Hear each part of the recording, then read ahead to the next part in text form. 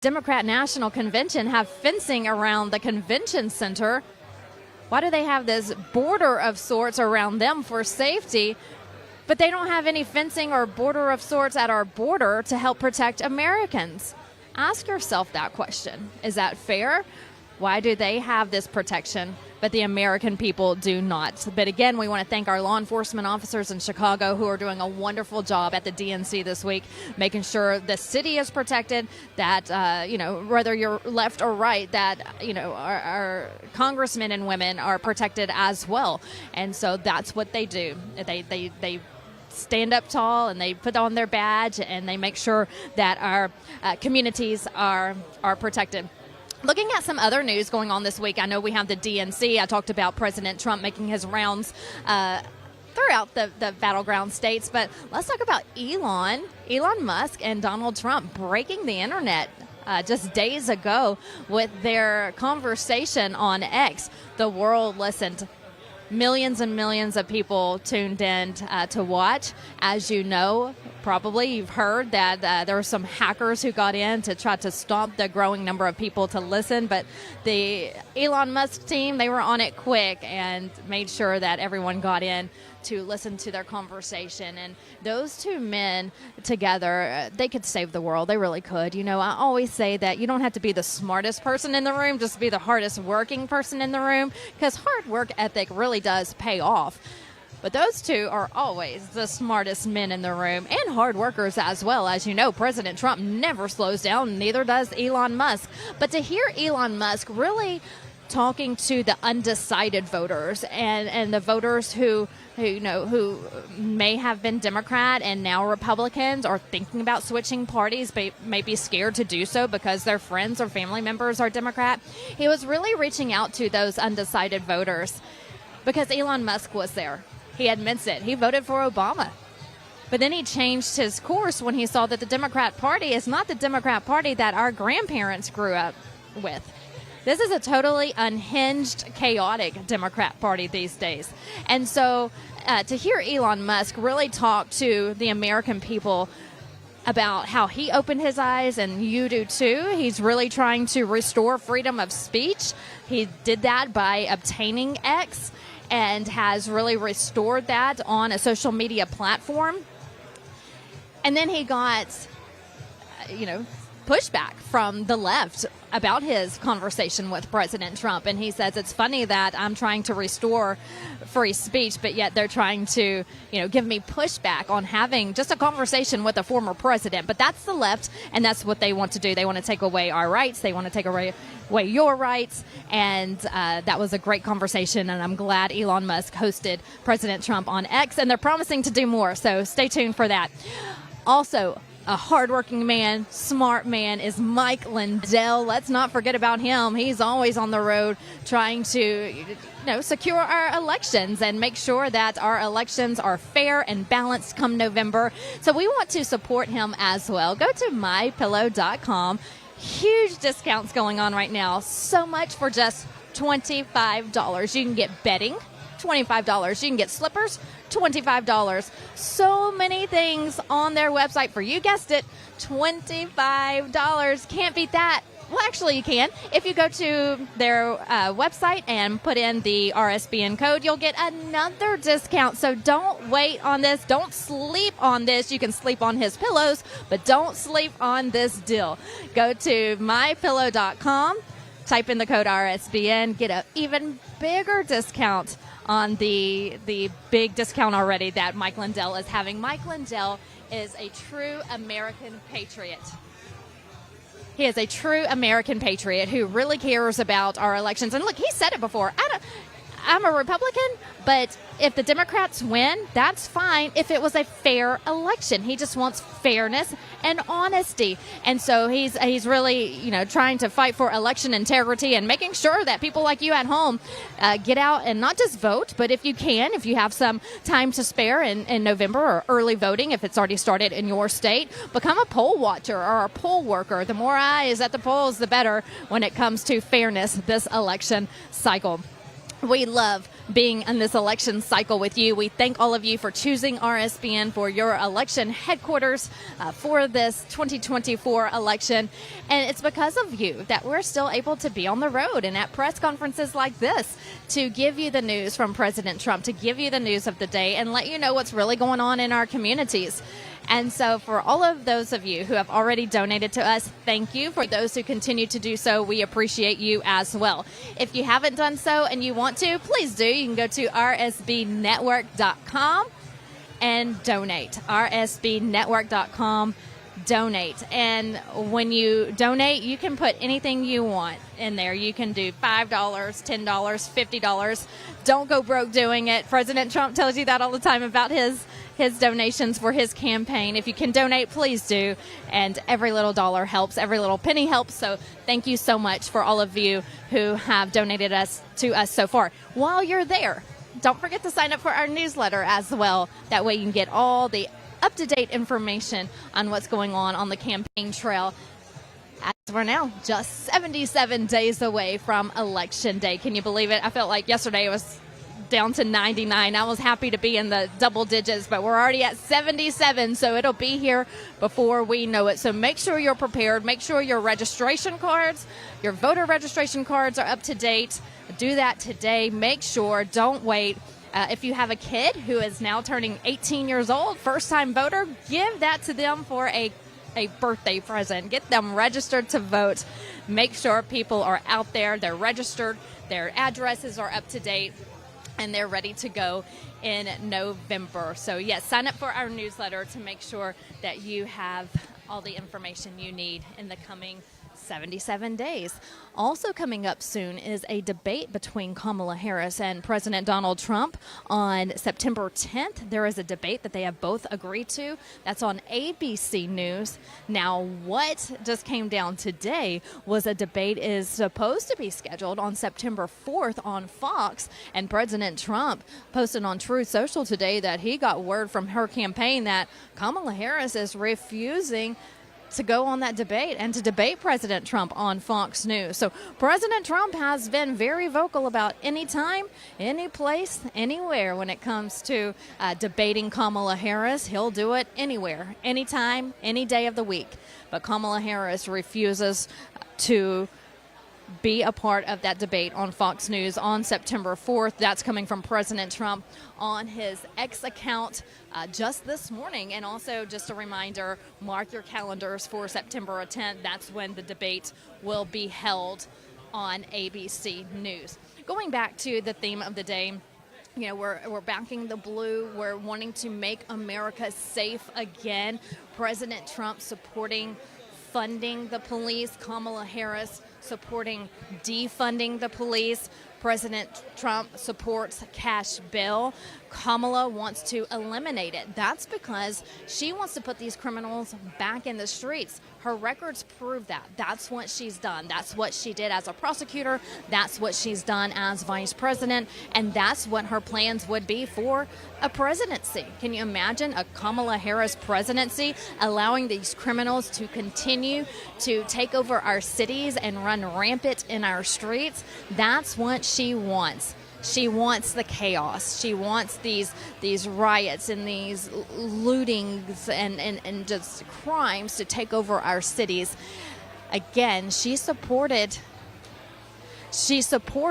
the LA governor making cuts to the police department, millions of dollars in cuts to the police department there. She praised that. So she has wanted to defund the police, and President Trump says, no, we need these police officers in our neighborhoods to make a statement that our American people are safe. All right, we'll be right back out here in Howell, Michigan. I'm Vanessa Broussard, tossing it back over to Matthew in studio.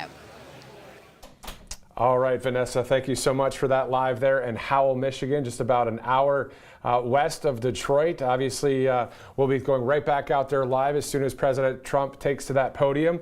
Hopefully, we'll be able to get a split screen, too, of that live scene there in Howell, Michigan. So we'll see President Trump again at 3 o'clock Eastern. Now, before we get to our interview with Abe Hamadeh, I want to thank our friends over at Birch Gold Group. Text Trump to 989898 for more information on gold, also silver and precious metals. You get an info kit in the mail, and also you might get one on your phone as well by texting Trump to 989898. So let's go to that Abe Hamadeh interview. He, of course, is the Trump-endorsed Arizona congressional candidate. This was from earlier today.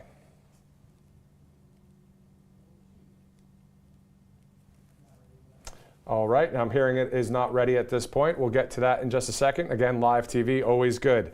All right, so again, today, President Trump talking about crime and safety in Howell, Michigan, just west of Detroit. Now, last night for the DNC, we know that President Trump was spoken about 147 times, the economy 27 times, and the border 8 times. So we know that the DNC's playbook is more a priority against Trump instead of against the actual things that we're dealing with in the country. So we know where their priorities are. And we also heard something quite interesting from the DNC yesterday. There was a narrative that kept saying he only cares about himself. And the gas prices were $1.87.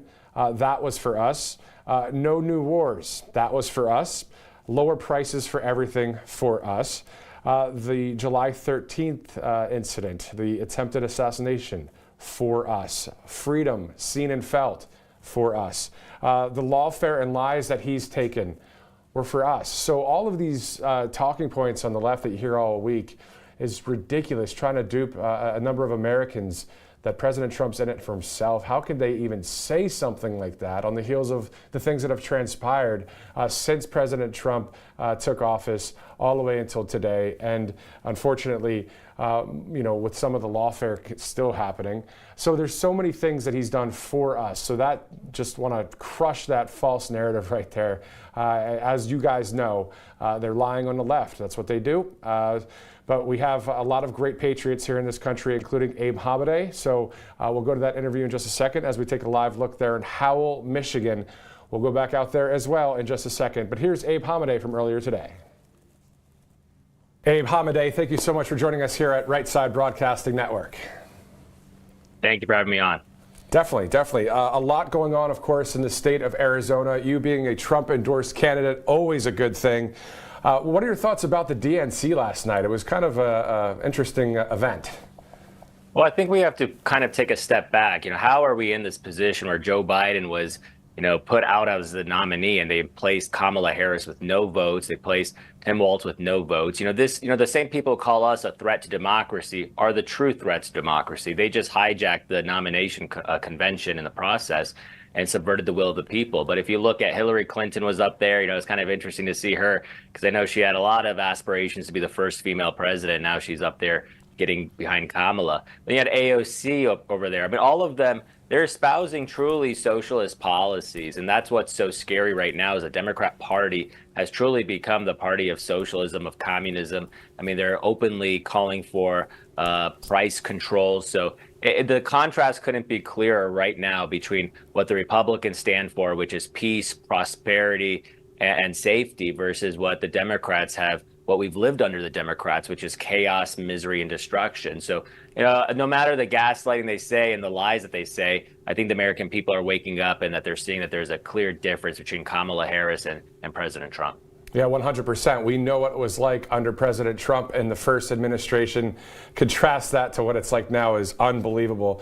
Did you see, I don't know if you saw this on Truth Social, the Trump team posted a electoral map of the results between Donald Trump and Hillary Clinton, and they said, we're just going to leave that there for the people to see. I mean, it's just the truth of what happened. Let's get to a Truth Social post. Speaking of that you posted on the 12th of August. You said, I am proud of MAGA. You are honoring our founding fathers by being awake and speaking the truth. Our country has been hijacked. It's going to take all of us to save it. Your primary victory proved that we can beat the billionaires, the corrupt media, the establishment, fake Republicans, and Democrat Marxists. Mic drop, Abe. Mic drop. I mean, that was awesome, and it really encouraged a lot of people. Can you talk to us a little bit more about that? Yeah, absolutely. If you actually find the best post I do is always on Truth Social. I kind of save that and reserve that for that audience just because I know everybody over there is like-minded, and it's true. It's going to take all of us defeat this cabal that has really controlled Washington D.C. and our country. So that's what I'm showing, and it really gave. I think my primary victory was an inspiration to many. I mean, we did take on. I think total it was about $10 million spent against me between the Koch brothers and all these billionaires. I mean, it was an insane type of primary, and I think people were underestimating me, and it's because they underestimate the American people. And we are so much stronger than they can ever even imagine. We just have to stay united. That's why, President Trump, that man took a bullet for all of us. And if you look at the American people stand behind President Trump and candidates like me and Kari Lake, because we fight the corrupt system. We have to be fearless in these times, in these dark times. And, honestly, these people aren't scary. I mean, they're just out, they're just humans who just have an agenda. So you just have to smile in the face of evil. That's why I always say I'm a happy warrior, because the best warriors fight for what they love. And I love my country. I know so many people in this America First movement do too. And that's why we are still in battle. We're going to go out and vote this November, even though we know our elections are a mess and compromised. But in order to get out of this mess, we have to have it too big to rig, just like my primary victory showed. And what we have to do is, after I take office and when Kari Lake's a senator here in Arizona, when President Trump's back in the Oval Office, we're going to bring election integrity to the forefront, because I know it's one of the most pressing issues that I constantly hear on the campaign trail. And, things can change quickly. It changed quickly when President Trump won back in 2016, and it's going to change quickly after 2024, because President Trump, in many ways, he has that experience that he didn't have back then to now know how to go after some of these corrupt officials in the deep state. Exactly. And then so many people right now, a lot of organizations, as you know, out there working for that election integrity and security for this election. But to your point, one of the GOP platforms, I believe it's number 19, is all about securing our election. So obviously that a big key. Now back to the DNC, night one. I heard a few of the Democratic speakers and statewide leadership say that Donald Trump, quote, only cares about himself. Unbelievable to hear that so many times. That was a narrative they kept preaching, but I saw that gas prices were $1.87. That was for us. Freedom's for us. A bullet for us, as you mentioned. Can you believe that, Abe, that they would stoop that low and say something like that for someone that's doing this for us? Right. They've been saying this for about a decade now, ever since he got into the political arena. But in reality, President Trump is the president for the American workers. He wants to keep jobs here in America. He goes against the corporations, against his billionaire friends, and that's why he's so effective, because he knows how these people think. And truly, I'm a veteran, and I know, all my friends in the military, we support President Trump 100% because he cares about the troops. And I was so despicable to see the DNC kind of trying to characterize him in such a bad light, because I know how much it means for him to have the backing of veterans, because we know that he doesn't want us in endless wars or unnecessary wars, and he takes it very seriously. Every Gold Star family I've talked to, especially in my district, they say that when they went to the White House and President Trump and Melania were the most beautiful people and how they treated them, and you can't say the same thing about Joe Biden. I think it's pretty apparent. I mean, President Trump calls people who have the families of those who are killed from, say, illegal immigrants. Joe Biden doesn't even do that. He does this without even being president. That is a type of man President Trump is. He really cares about the American people. So this is why the DNC and their propagandists in the media, they don't want to show that side of President Trump, because if they did, they know that President Trump would win in a landslide. And I truly think he is already going to win in a big number. All the polling compared this time to 2016, it's much closer, or maybe President Trump's even up in some of these states. So, the quiet Trump voter, I think it's going to be very real this November. And I think that's why President Trump is going to be in good shape. But we can't give up. Believe me, in November 2022, what Kari Lake and I went through with the machines going down, we have to be vigilant. And that's why we have to make sure we go out and register 10 of our friends to go vote. And we cannot sit this election out. I agree 100%, Abe. One more question for you. We know that President Trump and Senator Vance will be on the border in Arizona on Thursday, and then, of course, a huge rally in Glendale on Friday. A lot of attention on the sixth largest state, your state right there, Abe. What's that like to see the attention of the country and some around the world on Arizona? Well, it's very important. I'm going to be honored to share the stage with President Trump as well. I'm looking forward to it. It's in my district, so I'm going to welcome President Trump over there. But Arizona is really on the front lines of so many of the battles we're facing, election integrity. You look at the border crisis. And I think President Trump, he's going to have a real clear, defined message that just 4 years ago, the border was secure. Just 4 years ago, you had more money in your pocket. Just 4 years ago, we had a country that we could respect. I mean, it's kind of insane how much the left has really driven this country to the ground. You look at our enemies are taking advantage of us. We're abandoning our allies. And President Trump, he's America first. He's peace through strength. And I think that's the type of message that's going to resonate really strongly in Arizona. So I know the Democrats try to see this as a pickup opportunity, but Arizona is really going to go out for President Trump and Kari Lake this November, just because we cannot afford literally another 4 more years of the Democrat Biden, Harris, Waltz agenda. I mean, it will truly destroy our country. So that's why we're going to be going out there in droves and getting President Trump elected. So I can't wait to see him on Friday. Exactly. And then to your point, it is a fork in the road in about 77 days from now for peace through strength and freedom versus mass control and more of a Marxist communist way. Can you believe we're even talking like that, Abe? No, I honestly couldn't. And, when I was first getting involved in politics, I never imagined that this would be the type of battle that I'd be facing. And I look at it and I say, actually, in many ways, it's a blessing, because what better way to get involved in the political arena when your country needs it most, when you're going to answer your country's call. And I've done it once before in the military, and I'm doing it again right now, because our country is in an existential point. Our Constitution is being shredded right before our eyes. As a former prosecutor, it's despicable to see what they've done to our legal system, which has basically no meaning anymore. I think our founding fathers would be quite ashamed of us for what we've tolerated over the past few years. And this is our moment now to honor our founding fathers, honor every single American who's shed blood for our country. And I think it's going to be a powerful message that we will restore the America that we remember, that was built on the America First movement, that we see that created this greatest country in the face of the earth. We're not going to go to Marxism and communism. And I know it's really on the march right now, but I have so much faith in the American people, believe me. Arizona congressional candidate Abe Hamadeh. Sir, thank you so much. We hope to see you again soon. Thank you so much.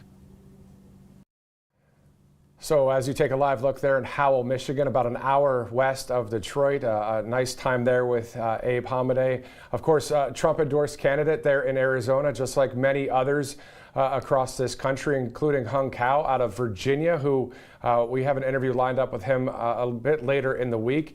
We spoke with Joe Kent earlier today, also out of Washington, and also Trump-endorsed. So great to see all of these people out there that are, America first and Trump-endorsed out there, just hoping for our country to be restored come this November into January 20th, 2025 for inauguration.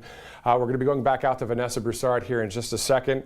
As you guys know, President Trump and J.D. Vance, 5 state stops in 5 days. A very busy week. You can watch it all right here on Right Side Broadcasting Network. I'm Matthew Alvarez. Let's send it out to Vanessa Broussard right now in Howell, Michigan.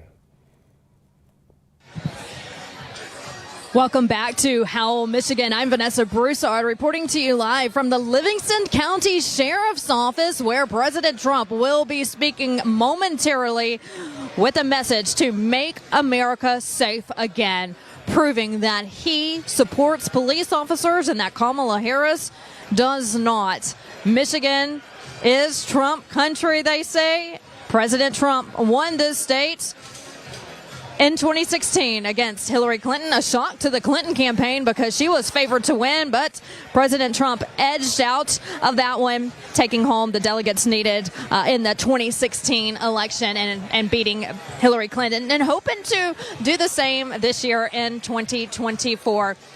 He really has a strong message today when it comes to child predators. We're hearing he's really going to make that hit home to a lot of parents about he is really going to go after child predators and those who molest our children.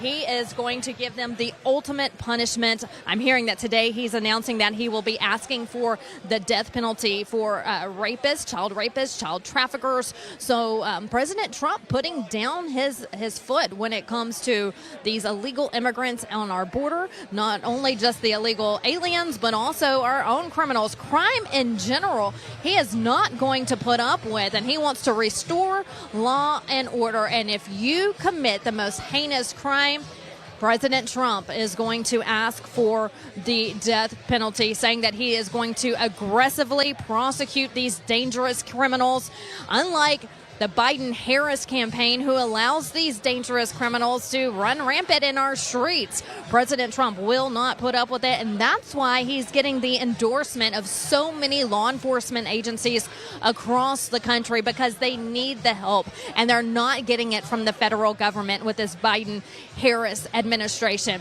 They know with the Trump administration that he will make sure that he provides the resources that they need to handcuff these dangerous criminals, put them behind bars, and if they commit the most unthinkable, heinous crime, the death penalty, they will be prosecuted to the max.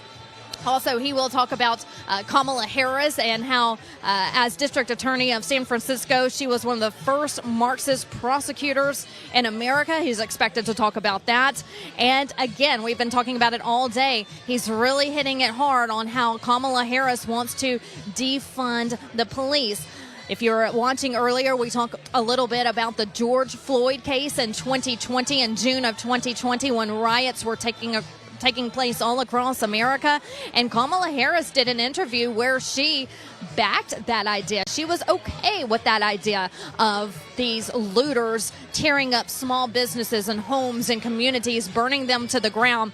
And so much so that that's who she chose as her vice presidential running mate, Tim Walz, who in Minneapolis, we watched that city being burnt to the ground for weeks back in 2020, and he allowed it. He did nothing to try to stop it. And $500 million in damage. That was how bad it was. But not only was it in Minneapolis where we saw $500 million in damage, all over the country riots took place, and they're estimating that it was close to $2 billion in damage. That's a Kamala Harris administration. That's what she allows. She allows these dangerous criminals and these protesters to do what they want to do all over our cities and our neighborhoods, and she won't put them behind bars. And if they do go behind bars, she lets them out. She releases them back into our communities so they can commit more crimes. President Trump will stand here today and say he will not put up with it. He is restoring law and order in our country and making sure our police officers are well prepared to combat these dangerous predators. Looking at the DNC, which is happening right now in Chicago, just yesterday, 4 people were arrested. A lot of protests going on right now in Chicago outside the convention center where the DNC is being held. Chicago police officers have their hands full. If you've seen the video online or on the news, you've seen that there are hundreds of police officers who are deployed to the convention center in Chicago to protect the people inside the DNC. But then again, it makes you question, why are the Democrats okay with protecting themselves, but they're not okay with protecting the American people?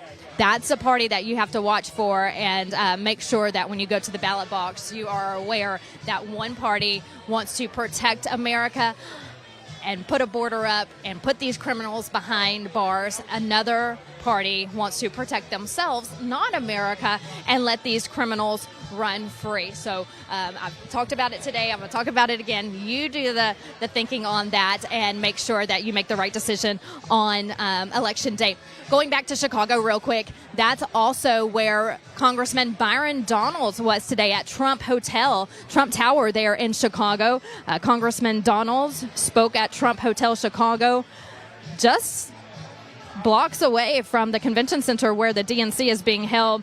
He told the crowd that the Trump administration provided $400 million for new law enforcement officers and hiring processes, officer recruitment.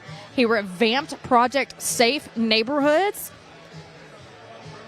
Congressman Byron Donalds backing the blue near the DNC. President Trump expected to come out any minute now to really talk to America about how important it is to make America safe again. The border, number one concern for all Americans. We know that economy is a big issue as well. The economy, people are struggling to survive. But the number one issue for them is the border safety. Let's talk about those numbers real quick, though, when it comes to our economy. The GOP posted this on X, breaking down just how high the inflation rate, that is, how high the inflation rate is in a Biden-Harris administration. This is coming from the GOP, again on X. The total prices are up 20%. Car insurance up 54%. Now think about that for a second. You pay your car note, plus you're paying 54% more for car insurance. It's expensive just to drive your car, plus the high gas of fuel, up 50.5% for gas. If you're on the go and like to travel, hotels are up 51.2%.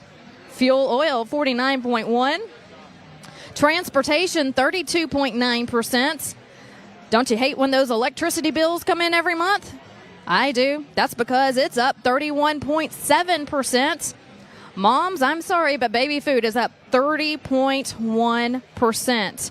If you want to go have lunch or dinner with your family or friends, you're going to be paying 23% more right now under a Biden-Harris administration.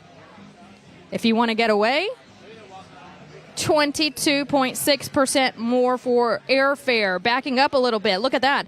Airfare up 22.6%. Hotels up 51.2%. It's hard just to take a vacation or a staycation or a getaway with your family. If you're paying rent, 22%. People can't afford to keep a roof over their head. Rent is up 22%. Groceries, we all have to eat. You all know this, sitting at home. If you go to the grocery store, it's hard just to get enough food to feed your family and survive for the next 2 weeks until you get paid again. That's because groceries are up 21.6%. This is all under a Biden-Harris administration.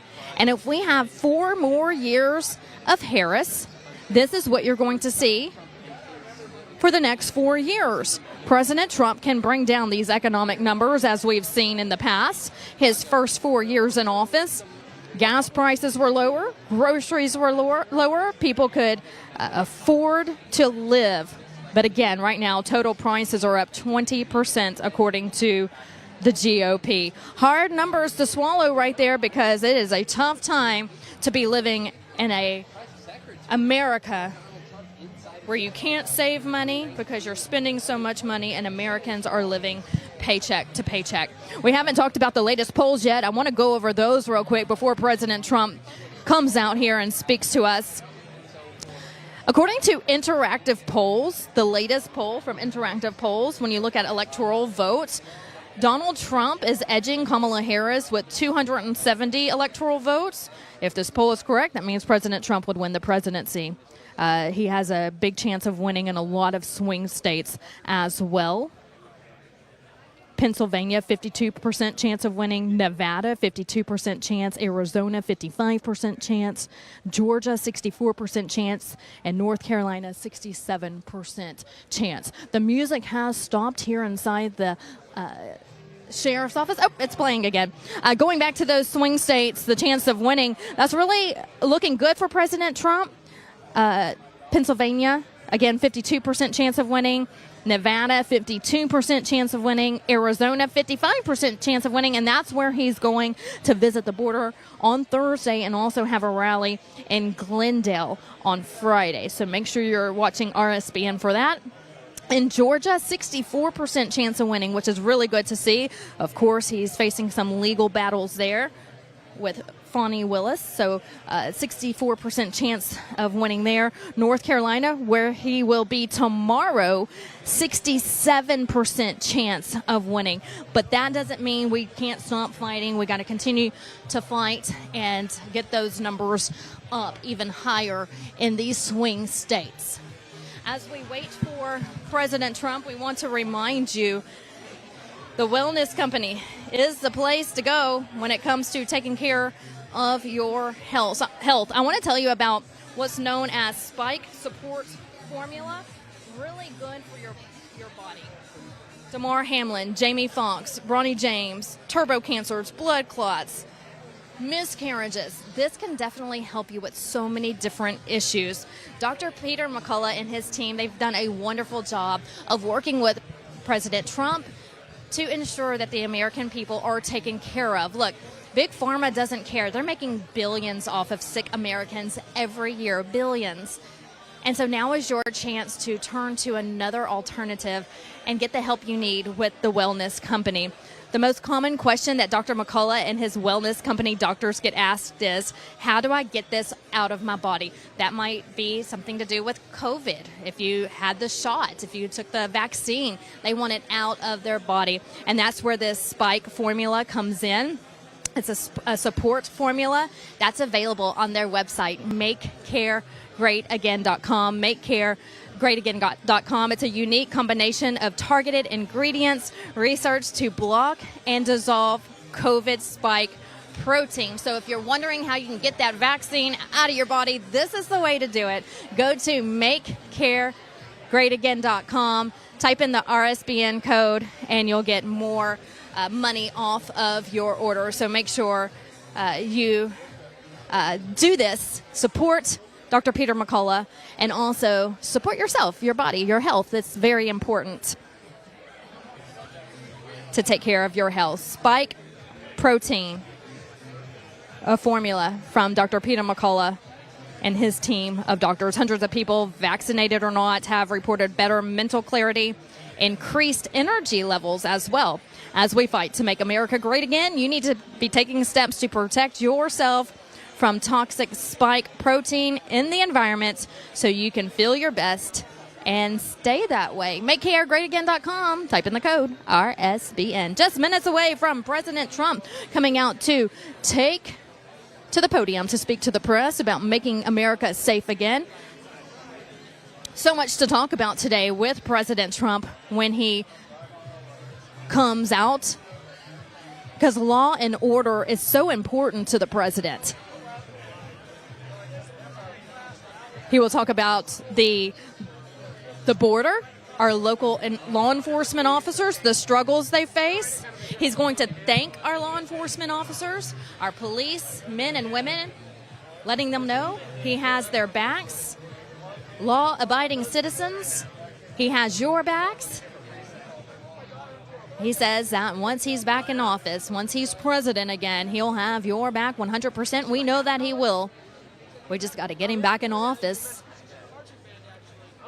We have to stop the Kamala crime wave. That's what the Trump team is calling it, the Trump campaign. Kamala crime wave. All right, as we wait, we want to continue to tell you about some of our sponsors, and we really love this one for the kiddos. FreeTrumpBook.com. Learn about President Trump and his success in the White House, his administration, how wonderful they were the first 4 years.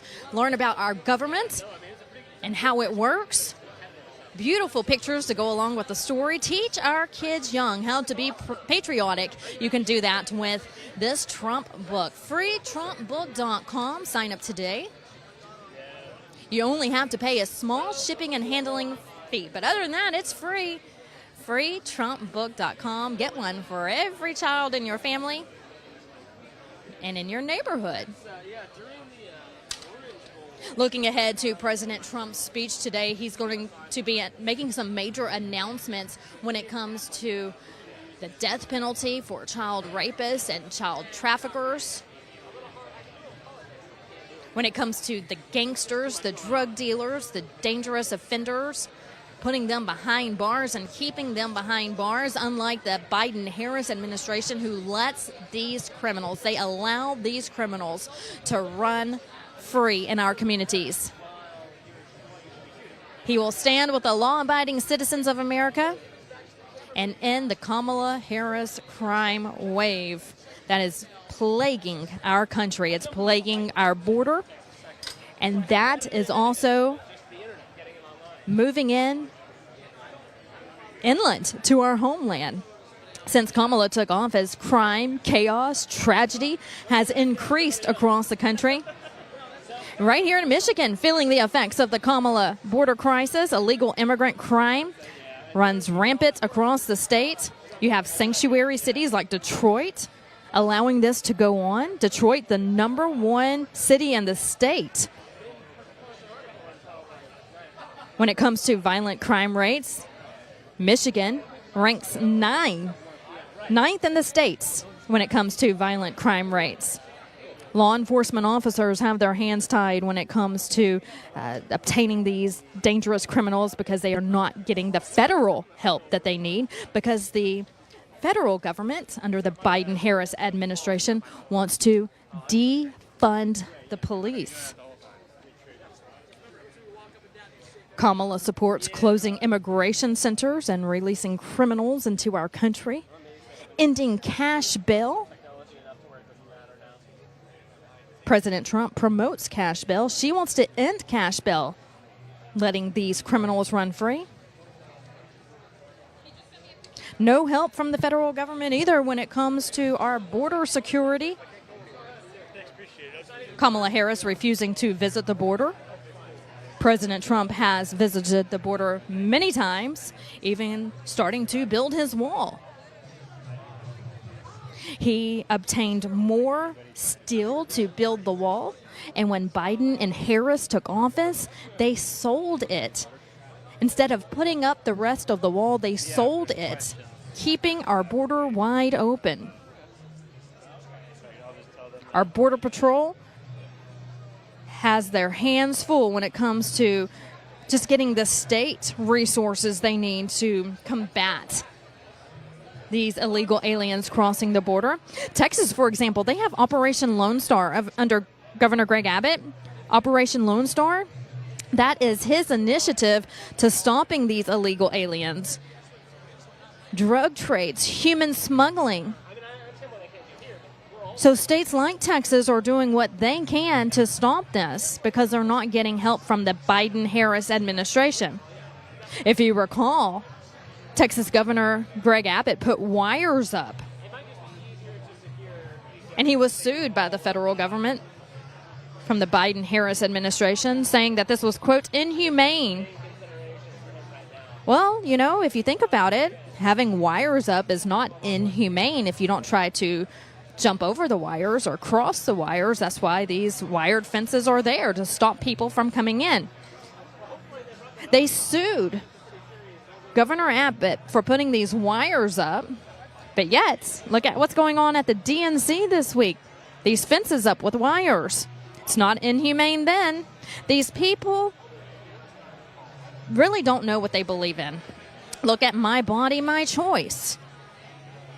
It wasn't my body, my choice whenever we were forced to get a vaccine, but it's my body, my choice when it comes to abortion rights. Speaking of, how disgusting is it that abortions are being provided for free at the DNC this week? Planned Parenthood is providing free abortions and vasectomies at the Democrat National Convention this week because they believe it's their body and their choice, but that's not the case for the Democrats when it comes to the vaccine. But again, going back to Border Patrol, while we're here today talking about security, the wires, they claim that it was inhumane. But on the flip side, if you look at today, for example, at the DNC, there's wires and there's fencing. They also sued Governor Abbott for floating barriers in the water in the Rio Grande. Remember that one? When the Justice Department wanted to sue Governor Abbott? Governor Abbott is also taking steps to finish the wall with state funding since he's not getting federal funding. About 34 miles of wall has been built under Operation Lone Star. So these governors in these Republican states, in these southern states, are wanting to continue what President Trump started. They're not getting the help from the federal government, so they're taking into their own hands and trying to stomp these illegal aliens. Again, President Trump going to the border on Thursday in Arizona. Make sure you're tuned in to Right Side Broadcasting Network, as we will be there with the president when he arrives and visits the border. Over 10 million illegal aliens have crossed over in the Biden-Harris administration. 10 million in 3.5 years. There's been 1.9 million gotaways. 1.9 million gotaways. And look, these numbers could be even higher. They probably are. This is just the people we know about who have entered the country illegally. What about the ones we don't know about? So you can rest assured that these numbers are probably a lot higher. Looking ahead for this week, I want to remind you, before President Trump comes out, I want to remind you that President Trump will be in North Carolina tomorrow. Make sure you're tuned in to Right Side Broadcasting Network as President Trump rallies there in North Carolina.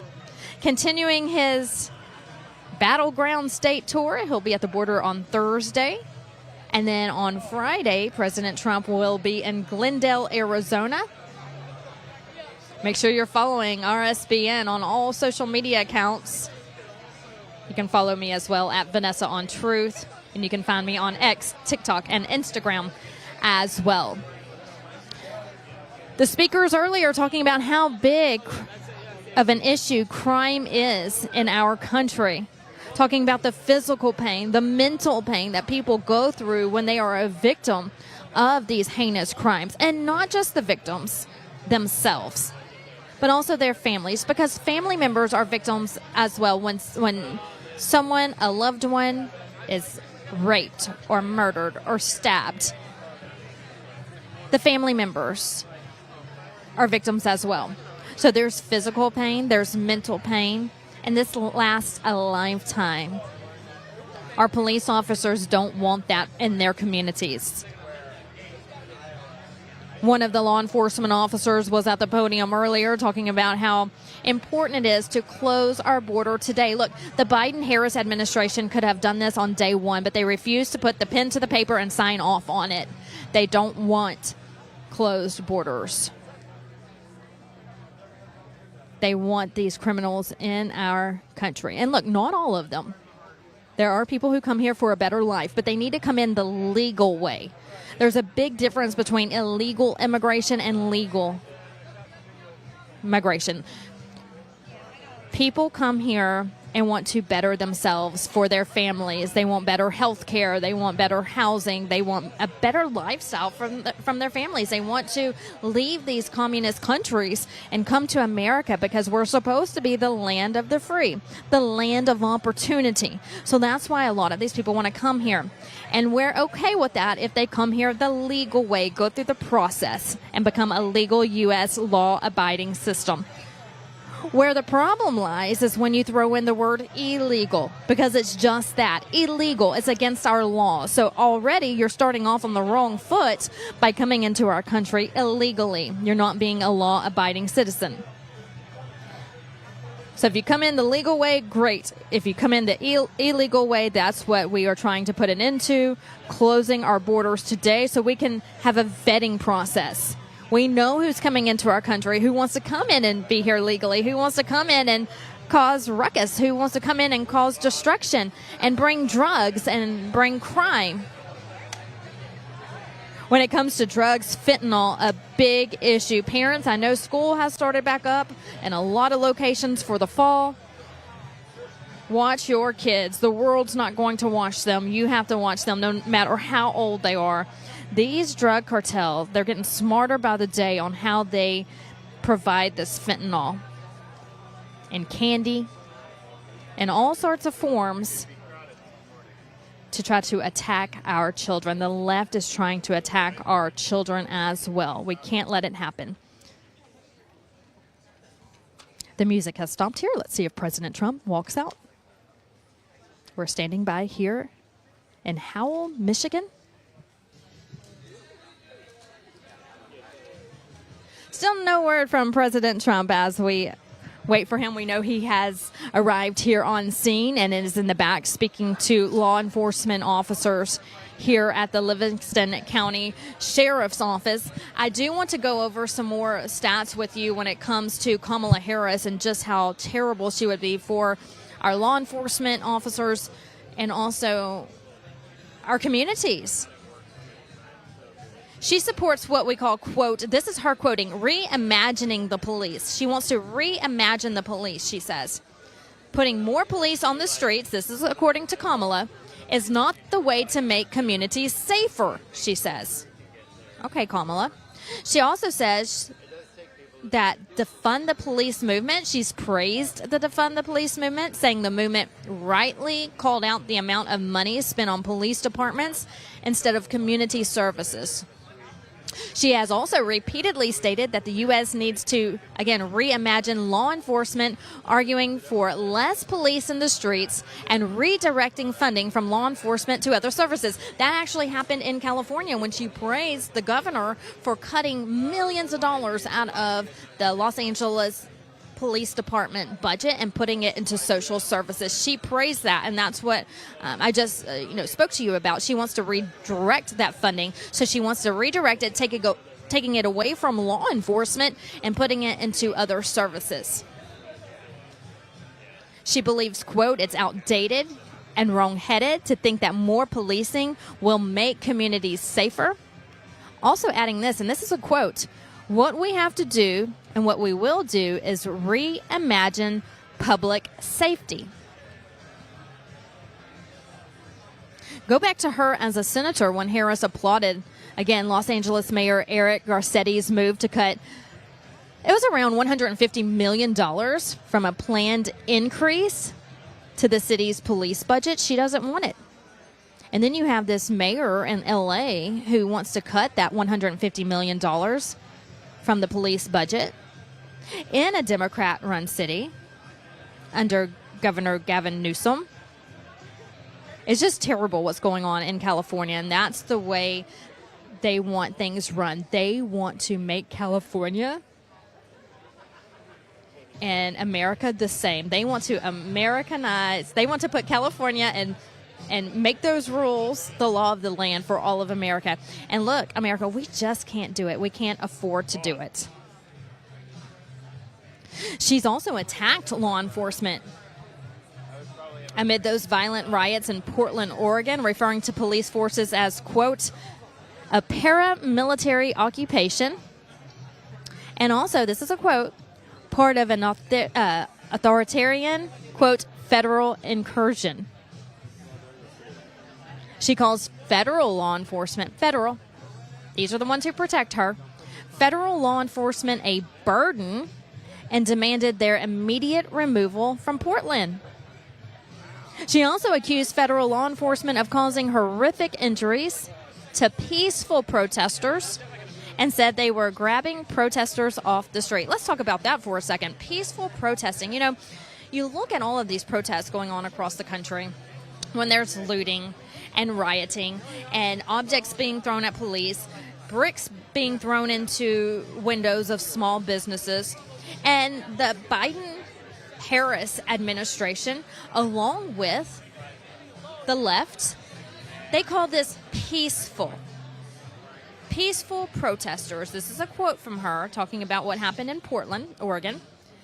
Quote, peaceful protesters, and blame the police for grabbing these protesters off the street.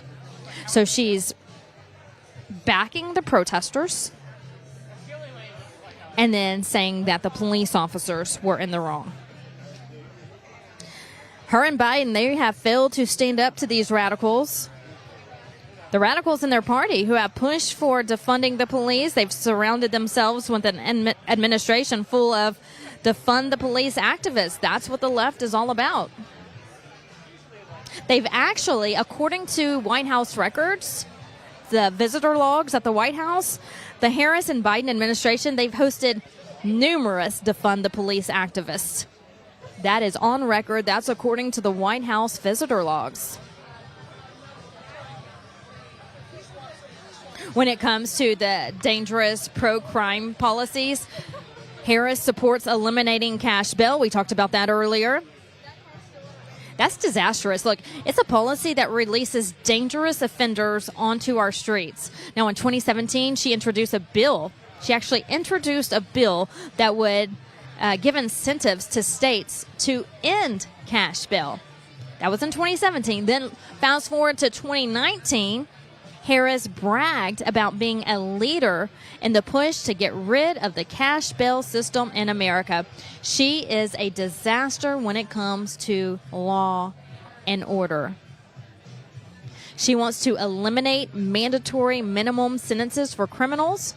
She wants to give judges wide discretion in lowering the sentencing.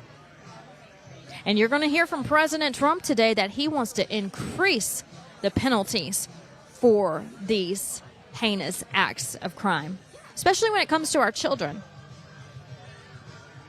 These are evil people who are running our streets, and Harris and Biden, they are top notch when it comes to soft on crime policies.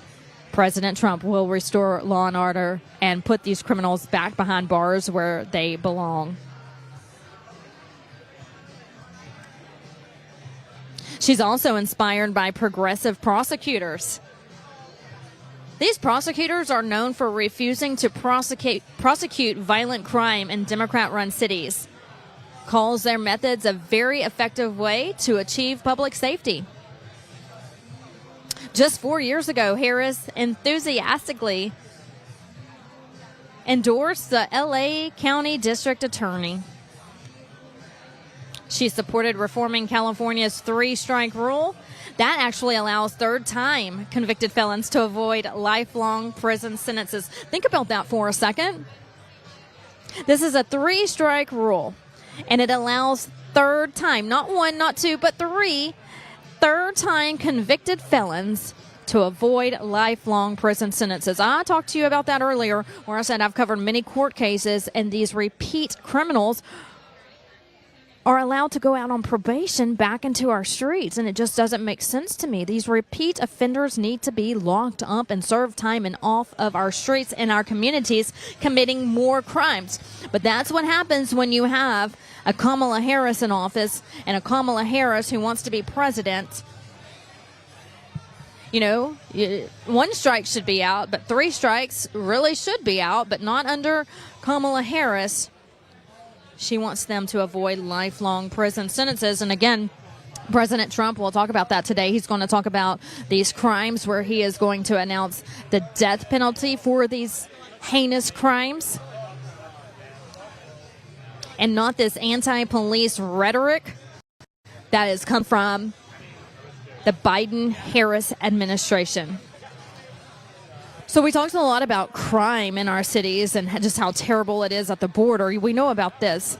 But it's also hard for our police officers to get hired on and to retain law enforcement officers because, look, they're not getting paid a lot. They're putting their lives in danger. They leave their houses every day not knowing if they're going to return home. It's anti-police rhetoric. It's made it so hard to hire and retain law enforcement officers. And we've got to get these people recruited on so we can get more men and women in our streets to protect our communities. Waiting on President Trump. So good to see you all here on Right Side Broadcasting Network. I'm Vanessa Broussard. Thanks for joining us. If you have a moment while we wait, make sure you go to rsbnetwork.com and donate to us if you can so we can continue to be on the road on the campaign trail with just 77 days to go to Election Day. It's because of you, our donors, who make this happen, and we're so appreciative of all of you. Go to rsbnetwork.com. Click donate. If you want to be a one-time donor, that's great. Thank you. If you want to make it a monthly donation, we appreciate you all as well. So donate what you can. It's because of you that we're able to continue to report the truth and be live all over the country to give you the very latest from the campaign trail. That's rsbnetwork.com, and donate. Also, make sure you sign up for our newsletter while you're there. That way you can get up-to-date information right to your emails. Sign up for our newsletter and make sure you're following us on social media. I want to say thank you to all of you who are following us on X. We hit a big, huge milestone just last week, hitting 1 million followers. So thanks for following us on X. We appreciate all of you. Of course, Truth Social, RSBN is there, Instagram, Facebook, YouTube. So subscribe to our YouTube channel. Also, make sure you're following me there as well on Truth Social at Vanessa, Instagram, X, TikTok, because President Trump got on. I had to create an account as well, so you can find me there. And I post a lot of behind-the-scene photos and videos from the campaign trail. And also try to get out a daily Bible verse as well.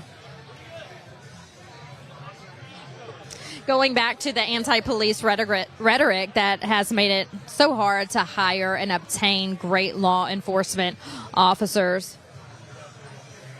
These police departments across the country, they're struggling to combat both a lack of funds because they're defunding the police in the Biden administration, Harris administration.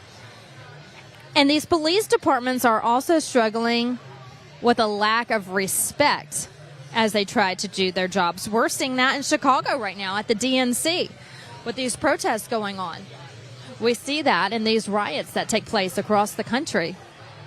We see that on stage at these concerts from these Democrat musicians. We see it in Hollywood where these actors and actresses are trying to brainwash our children and our society in general, no matter what age you are. Making you believe that police are bad when in fact police are good.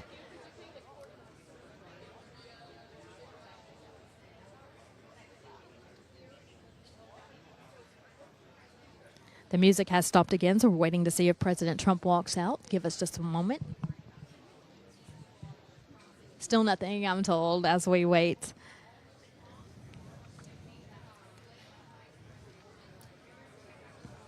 So it's hard for these police departments to recruit good officers, to obtain good officers when these Democrat-run cities are wanting to slash money from police budgets. Ladies and gentlemen, please welcome the 45th President of the United States of America, President Donald J. Trump.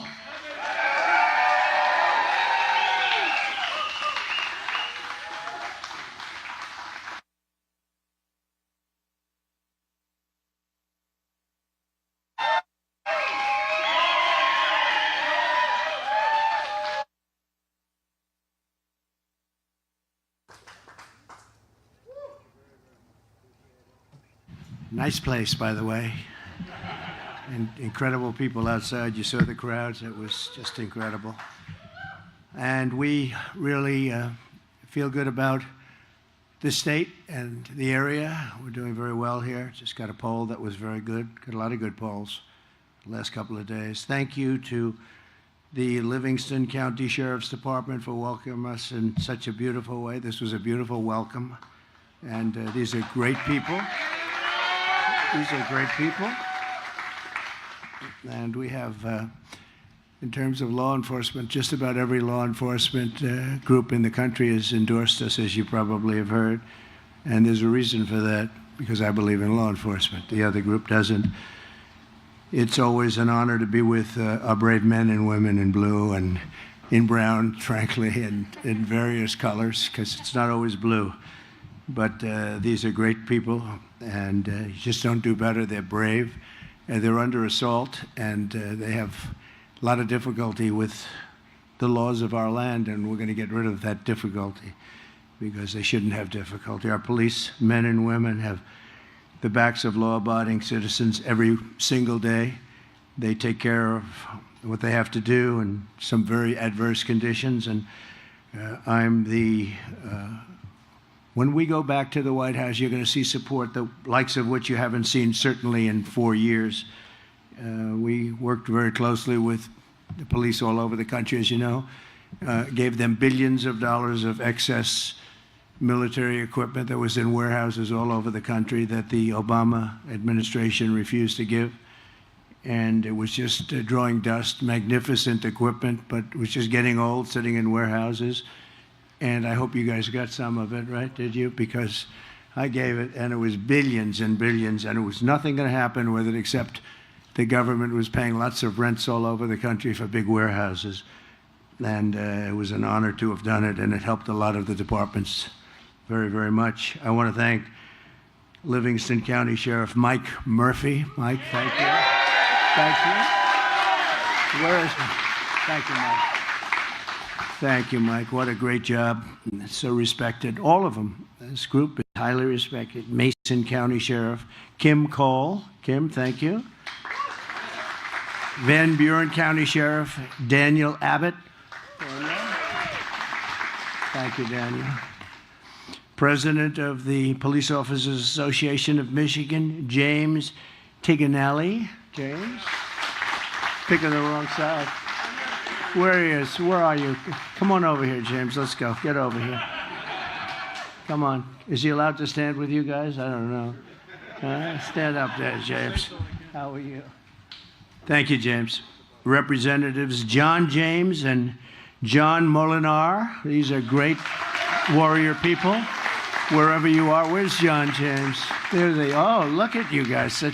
You don't get the best location because you want your constituents to be treated so well, right? Huh? Thank you both very much. We appreciate it. Done a great job. Your next U.S. Senator, he's really working hard, and I just saw a poll that doing very well. Mike Rogers. Mike? Thank you, Mike. Congressional candidate Paul Young, who is polling beautifully, I think. Paul, good luck. Good luck, Paul. You're going to do it. And Michigan House Republican leader Matt Hall. Matt, thanks. Oh, thanks, Matt. Great. You look the role, Matt. Beautiful. Thank you very much, Matt. Hey, you're right. That'll be next, right? Thank you very much. Michigan Senate Republican leader Eric Nesbitt. Eric. Thank you, Eric. Great. Nice seeing you again. Doing a good job. We're here today to talk about how we are going to stop the Kamala crime wave that is going on at levels that nobody's ever seen before.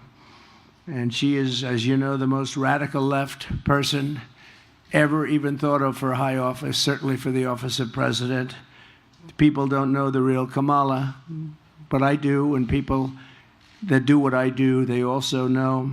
But she is so far left that nobody can even imagine, and her real thoughts are there. You know, she's changed. They call her a flip-flopper at the highest level that they've ever seen in politics because she's come out with policy and for years defund the police. You don't mind defunding, do you, fellas?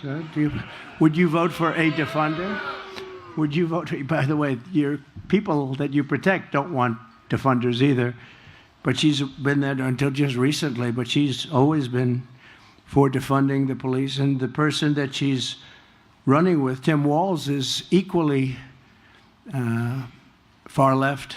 This is the most far left group. Nobody's ever seen anything like it. And the press is giving them a free pass, and you're not going to have, if it was up to them, you wouldn't even have the men behind me, people behind me, representatives behind me. You wouldn't have them. They wouldn't have a job. They think it's going to just police itself. Everything's going to take care of itself. Her father is, as you know, a Marxist professor, and he obviously did a good job. But this is where she's coming from. And, you know, you see her now with a smile, and she's gotten rid of the laugh over the last couple of days. I don't know. I haven't seen her laugh. They've told her, don't laugh, please. But I'll bet inside she was laughing last night when she saw the way Joe Biden left, because that was a coup. That was a coup. And I'm no fan of his at all. And it started with the debate, and from that point on, it just got worse and worse. But that was a coup. It was a vicious, violent overthrow of a president of the United States. Since Comrade Kamala Harris took office, her administration's crime statistics show she's presided over a 43% increase in violent crime. These are all government numbers. 43% increase in violent crime. I'll bet the people behind me don't have anything like that. It just gets better, it doesn't get worse. Including a 58% increase in rape, 89% increase in aggravated assault, and a 56% increase in robbery. The crime in America, the fact is out of control. I watched last night in amazement as they tried to pretend that everything was great, the crime was great, the border was great. There wasn't a problem at all, no inflation, no nothing. There has been a report that the job numbers over the last period of time were fraudulent, and I understand that because I know how the job numbers go, and if you want to be a bad person in high office, you can be a bad person, but the numbers are going to be revised, that the job numbers were far less, nobody's ever seen, if the 600,000 to 1 million people less, jobs less. And let's see if that turns out to be true, but that's what the rumor is. It was reported by a very respected outfit group, and we'll see what happens. But that's a terrible insult to our economy, because we were seeing numbers that were okay, not great, but now we're seeing numbers that, when they're adjusted, are a disaster. But crime in America is out of control. I'm going to make it, along with the economy, inflation, strong borders, and energy dominance, my top priority. I'm including crime in America. You know, normally that's done locally, and we're going to give the local people a lot of help, like I did initially, but not that much. We had a lot of great numbers coming out when I was president. Now we're seeing numbers that are just absolutely horrific. The Democrats are holding their convention in Chicago in order to showcase it. And yet, as you know, on 4th of July weekend, 117 people were shot. Of the 117, 17 were killed. This is 4th of July weekend, and 40 were shot last weekend. I don't know how many were killed, but assume a lot. And that's a war zone. That's worse than Afghanistan that we read about all the time. Speaking of Afghanistan, the worst and most embarrassing day in the history of our country, in my opinion. We left 13 dead soldiers, 47 obliterated, just obliterated, the arms, the legs, the face. Left people behind, and we left $85 billion worth of equipment behind for the Taliban to use as it sees fit. And they're selling a lot of it because they don't need 700,000 guns and rifles. They don't need 72,000 armor-plated vehicles. They're one of the largest sellers of military equipment in the world right now. They're selling our equipment because they said, by the way, would have never happened with me. Abdul would never have done that. But they said, we didn't have anybody shot after my conversations with the leader of the Taliban. 0 shot in 18 months. We had nobody lost in 18 months. He knew that he was not going to do that. I knew that. But now you look at what's happened, and it's back. You know, we would have kept Bagram. That's the big air base, not because of Afghanistan, but because it's located 1 hour away, from where China makes its nuclear weapons. So it's 1 hour away, and we had it, one of the biggest air bases in the world. We built it for billions and billions of dollars many years ago. Got the biggest runways, the biggest everything, and we just walked away from it, gave it to them, and now China's occupying it. And I thought that the scene a few days ago of the 3rd anniversary, they call it the defeat of America, was one of the ugliest scenes that I've seen on television in a long time. I've seen some pretty bad ones, so have you. We're witnessing some pretty bad ones. They had a parade where the parade was all of our equipment, a lot of our equipment, brand new, beautiful armor-plated trucks coming down a road and people cheering. Not that many people cheering, actually, but there were people cheering. But they were making us look very bad because we have a fool. A fool is a president. They lied last night about things that nobody's ever seen. They lied about soldiers at a gravesite. They lied about Charlottesville. They lied about inflation. The inflation's been absolutely horrible, absolutely horrible. And everyone knows that we had virtually no inflation. They had 9%, but that wasn't including some of the things that went up more than anything else. They gave themselves a pass. But mothers will no longer be losing their children because of weak liberal policies and politicians that have given up on securing a crime-free America. We want a crime-free America. We're going to stop violent crime in the United States.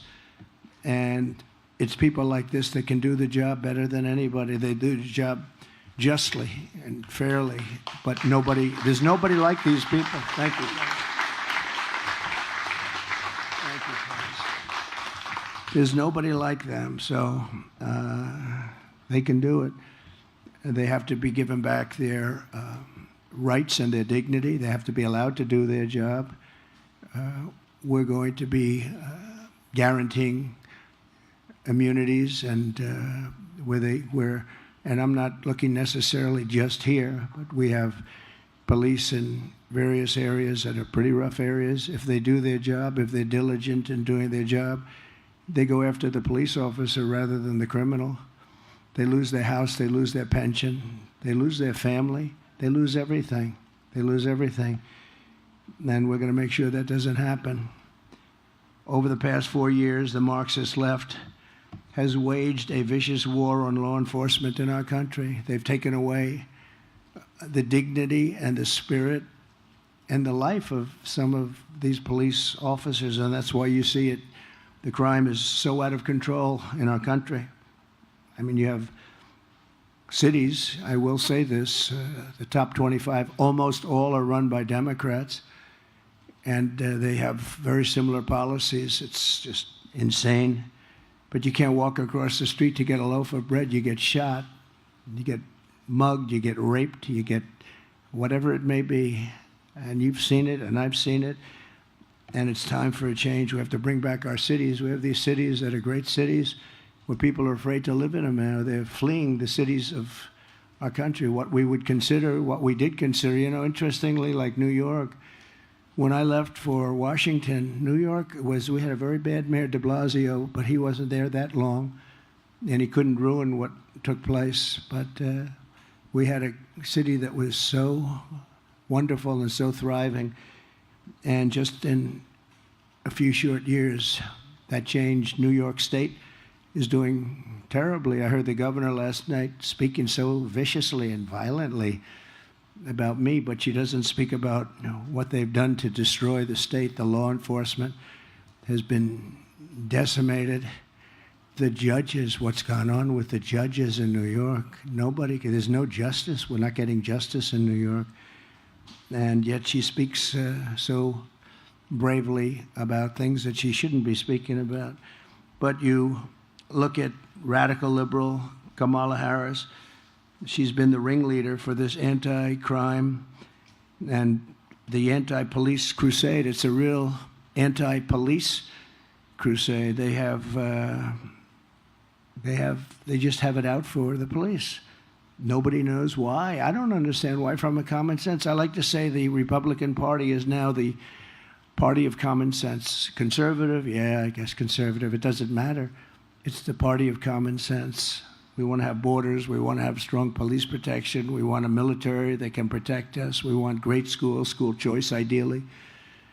We want to have a good life. We want to be safe. But let's review Kamala's pro-crime, anti-police record. She repeatedly endorsed defunding the police, which I said, and it's at a level and it never goes away. You know, when you're a defunder or when you are even a politician, your first thought usually is the thought that you go with. If she ever had a chance, she would do whatever she could to defund the police, because that's where her spirit is, that's where her heart is. And we can't have a president like that. She sponsored a bill to strip police officers of legal protection, leaving you at the mercy of the lawless Marxist prosecutors who want to lock up police officers for sport. They lock them up, in many cases, long before they lock up the criminal.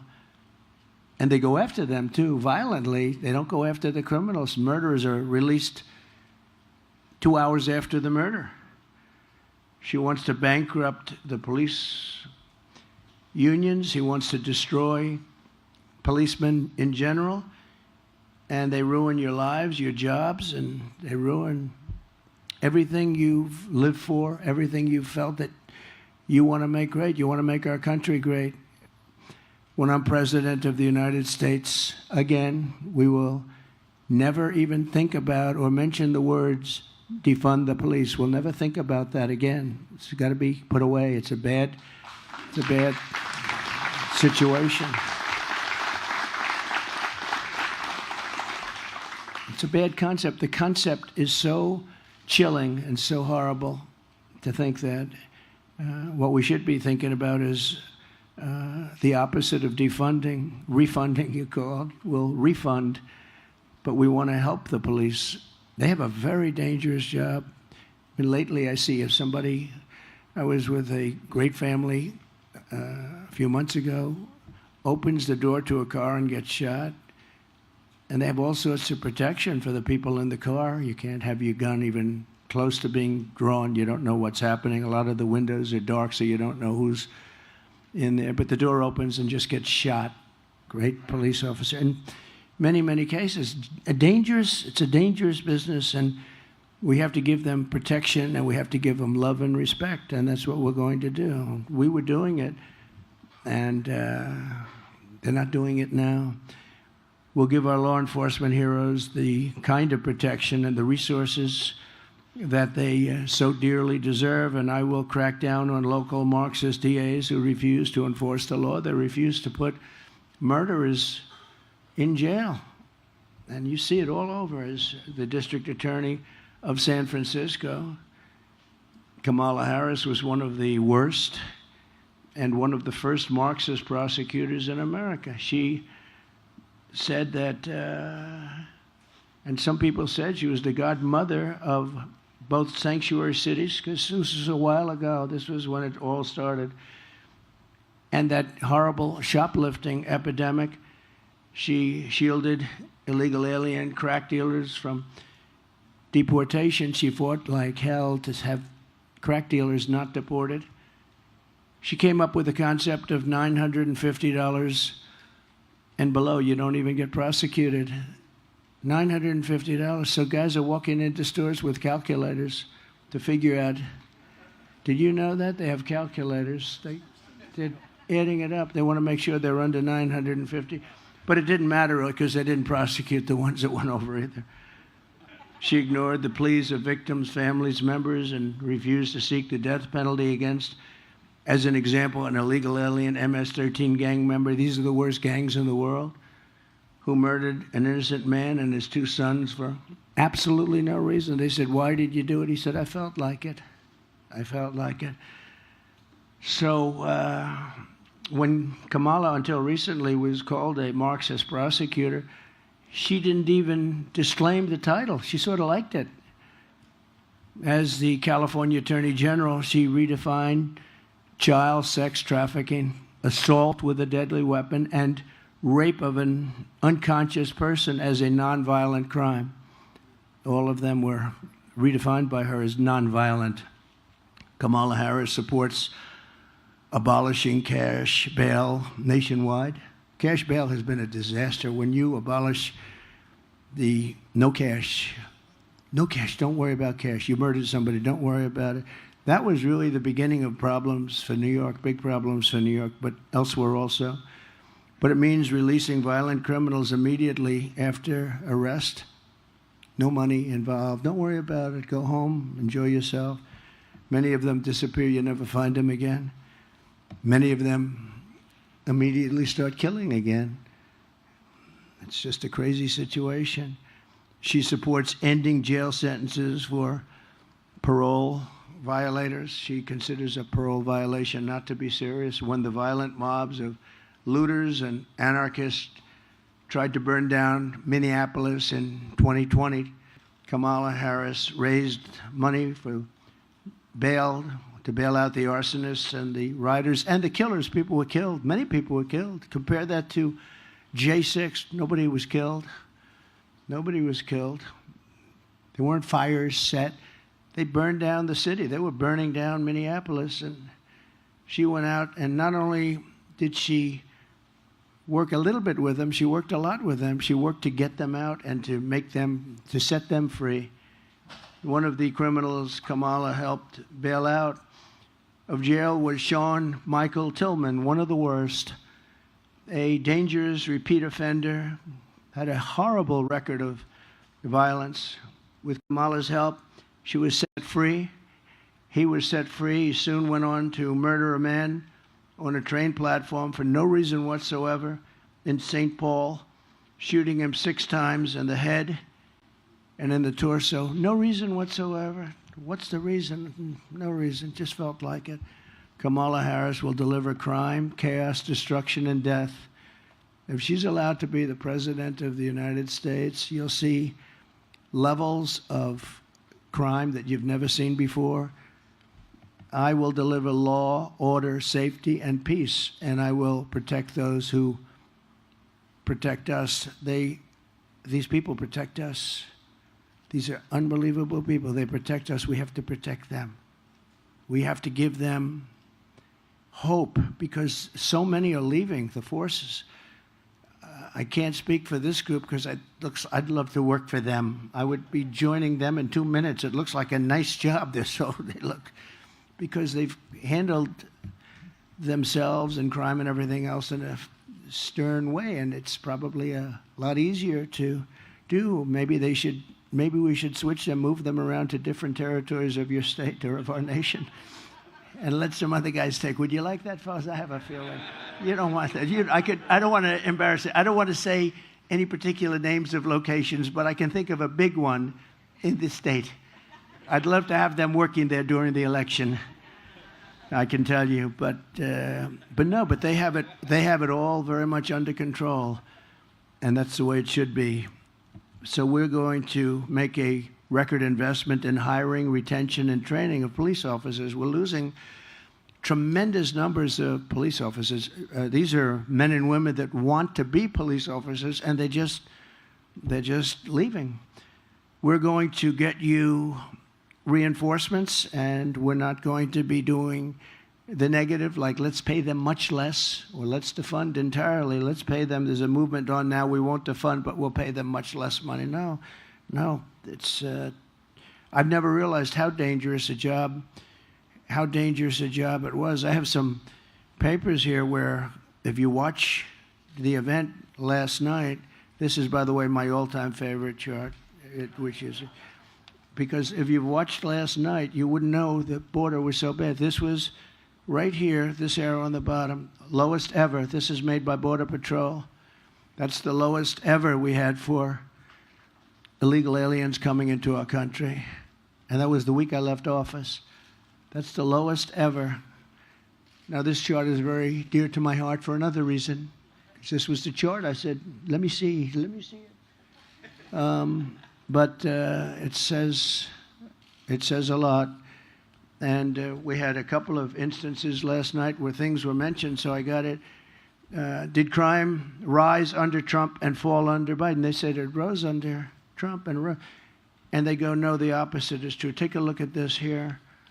It said, is it true? Did crime rise under Trump and fall under Biden? No, comma, the opposite is true. This was a study group that went out and doesn't care. They do the numbers. And there was another one that a historical comparison of the collapse of law enforcement in U.S. cities, the drop in arrest rates over the last few years is without precedent. Lowest arrest rates we've ever seen. They don't arrest people anymore. And they shouldn't arrest people for saying the election was rigged, but they like that. They go after guys like me, but they don't go after people that kill people. It's a shame what's happened in our country, but we're going to turn it around. We're going to win big, and we're going to turn it around. We're going to turn it around fast.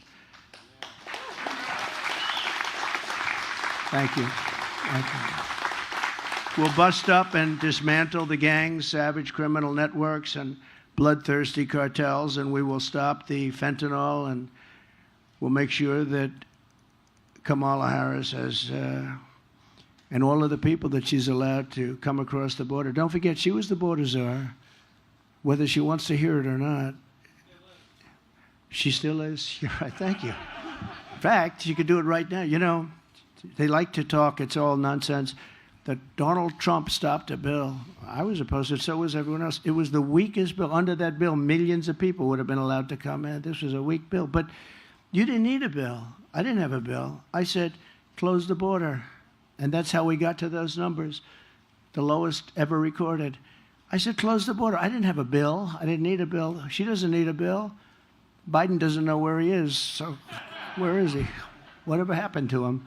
He got out. He got out. He's now sunbathing. He's in a beach someplace. But all he would have to do as president, or her, is say, close up the border.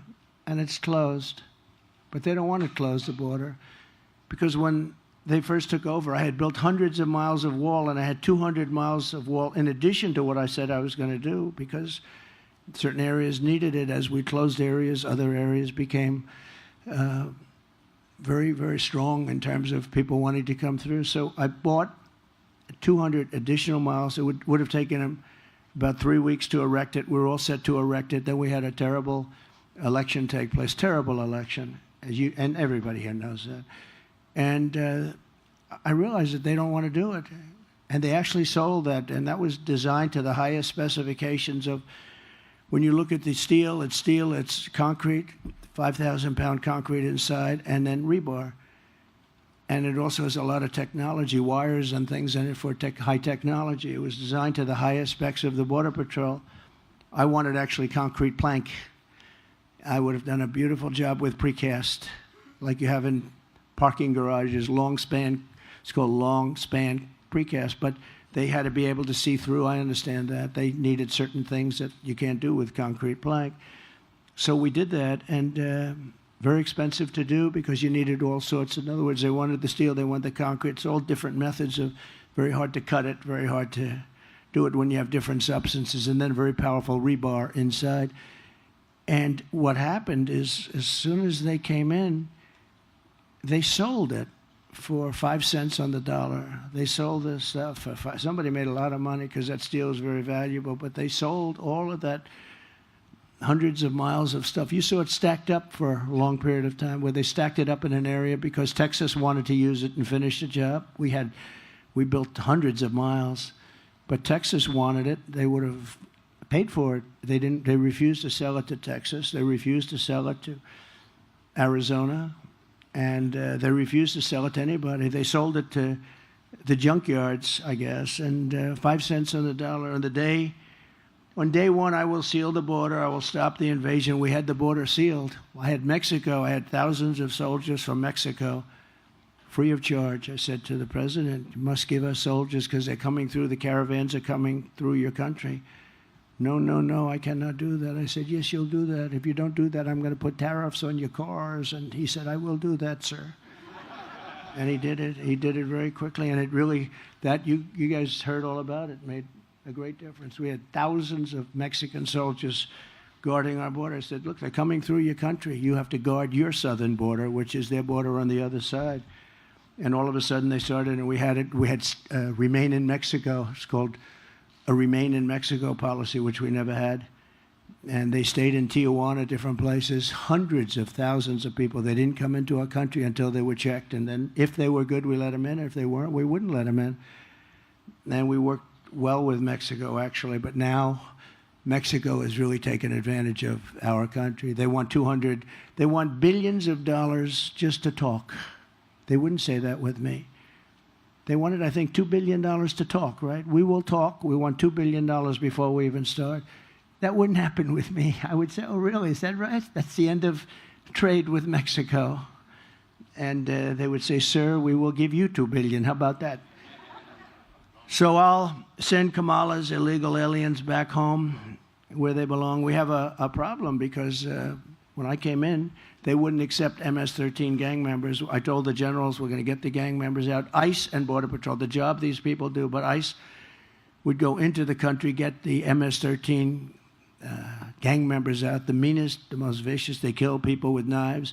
They killed 2 young students walking to school, 2 beautiful young 16-year-old girls walking to school. They killed them up and chopped them up into pieces with knives, dead.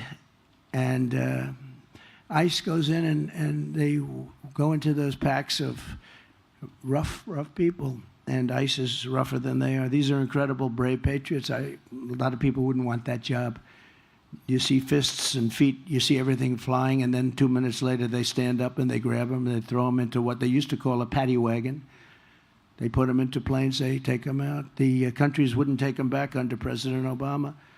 And I said, really, they're not going to take them back? Well, if they're not going to take them back, I'm going to stop paying them. I said, how much money do we pay these countries?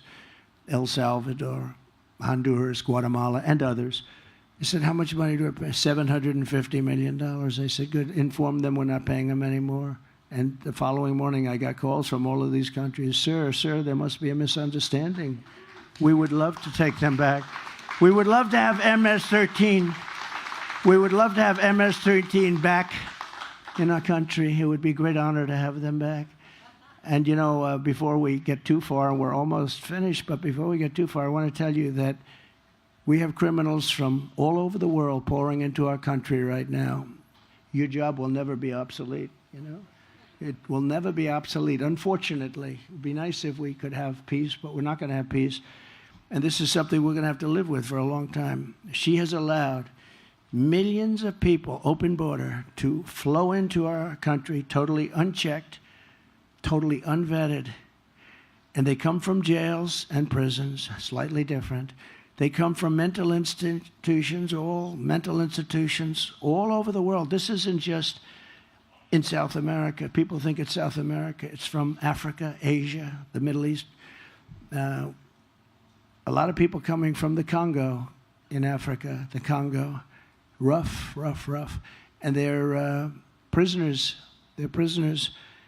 And we say, where do you come from? Africa. Where in Africa? Prison. What did you do? We don't want to say. They turn out to be murderers. These are rough people, and we're allowing them into our country from all over the world. From South America, yes, but from all over the world. They come from insane asylums, and many are terrorists.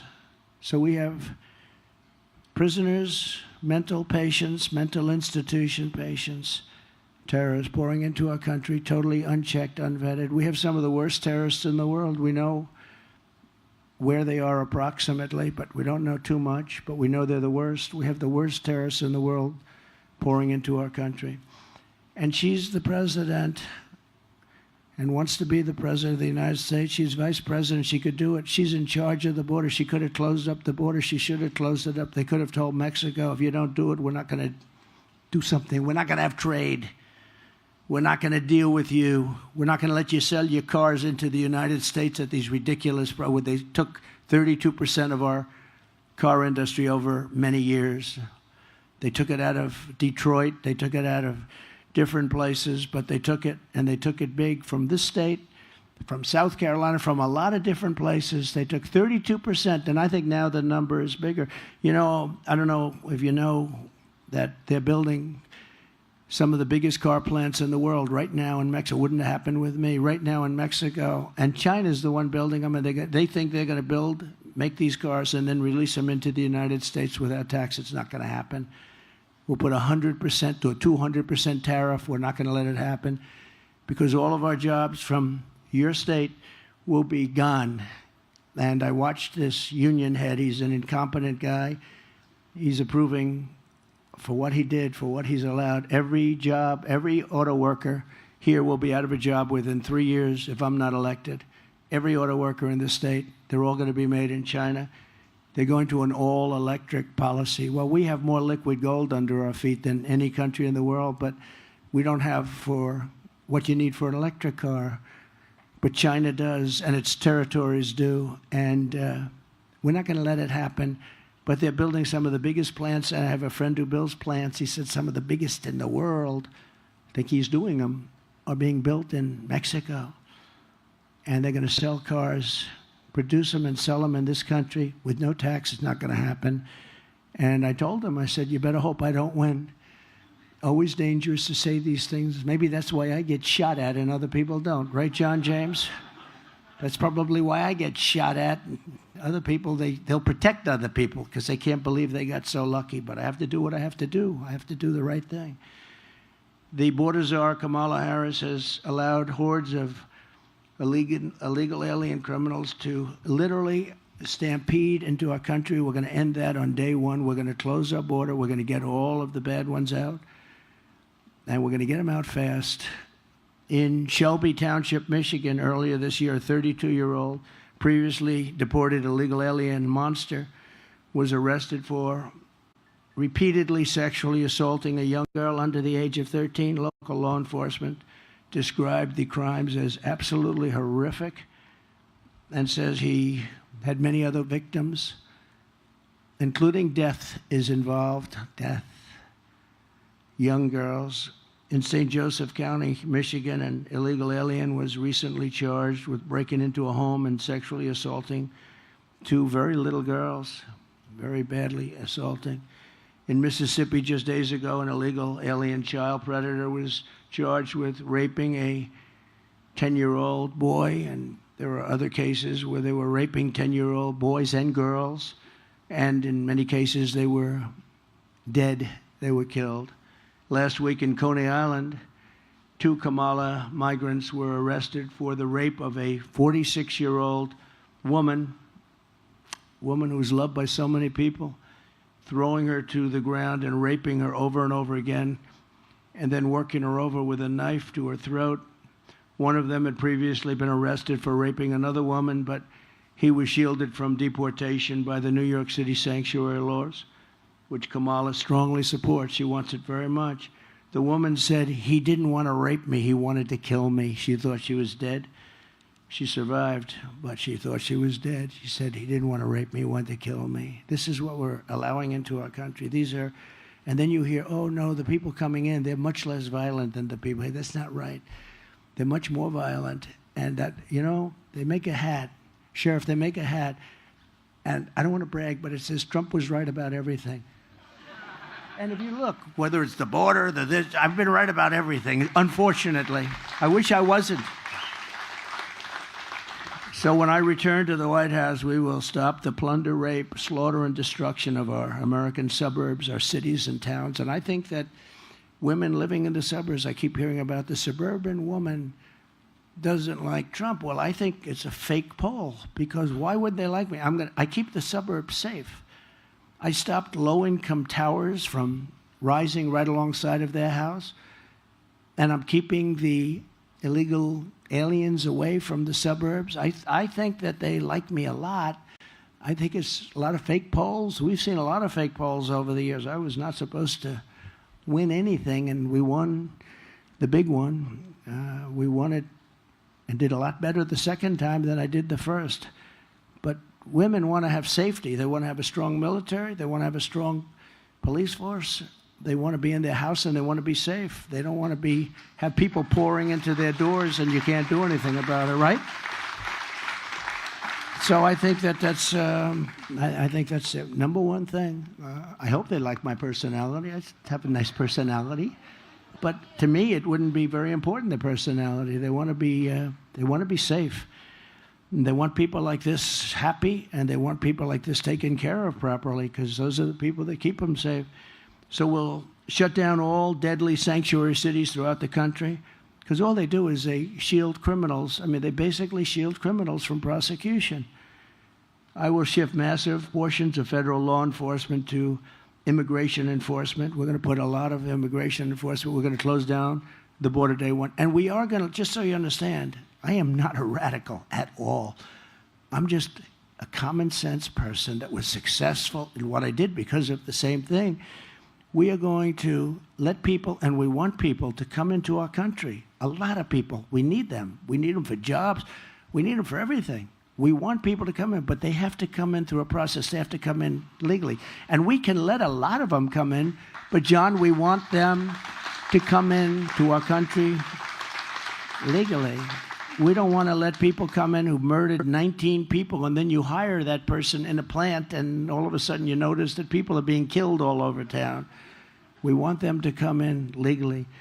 On day one, we will begin the largest domestic deportation operation in the history of our country, bigger than Dwight Eisenhower. Dwight Eisenhower was he was sort of a moderate person, but he hated when people poured into our country, and he was very strong on deportation. We will remove all criminal aliens immediately. All of the criminals, we start with that. We're going to get them out of here fast. Nothing good is going to happen with thousands of terrorists being in our country. You know, we had 1 month where Border Patrol was actually does a chart, and I don't believe this. I love it in a certain way, but I don't. They said in 2019, zero terrorists came in. Now, I don't believe that, but it's an awfully good statistic. But it was very few that came in. We were very tough on that. We had everybody checked so carefully. And they actually in 2019, they had zero. Now you have thousands of terrorists coming into our country. Thousands of terrorists. These are the people that blew up the World Trade Center. Bad things will happen. And if I'm elected, we're going to get them the hell out of here, and we're going to get them out of here fast, very fast. And I told you that that other countries who really they put their people into groups. They send them up here, and by the thousands, the caravans. I think it was the name that I came up with. I don't know. Maybe somebody will say he's lying about that. Somebody else used the term 14 days earlier, but we came up because it just seemed like an appropriate term. It's a caravan of thousands of people. We have one caravan coming up right now, thousands of people that go right into the country. But I call these, they wouldn't take the MS-13 people back or other criminals back. And the general said, we're just not able to do it, sir, because they won't take them back. They'd put planes on the runways so that you couldn't land the plane. They'd block up the bus lane so you couldn't bring the buses. And you couldn't get them back. And when I told them that they wouldn't get any more money, I said, let them know they're delinquent. They broke in the deal. We're not going to get any more money. We paid them for years, hundreds of millions of dollars. The next morning, all three countries called me, like clockwork, separately. Sir, is there a misunderstanding? I understand that perhaps you would like to talk to us. I said, yeah, you're sending people into, and they're sending them, by the way. They don't want them.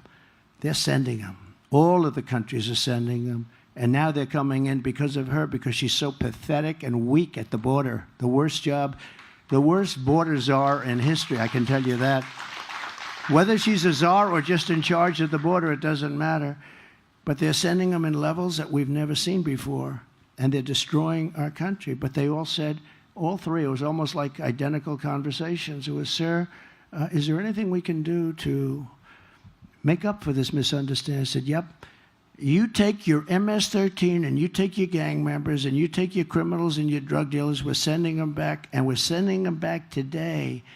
And we sent thousands and thousands of people back. This has stopped for years. Under Bush it stopped, and under Obama it stopped.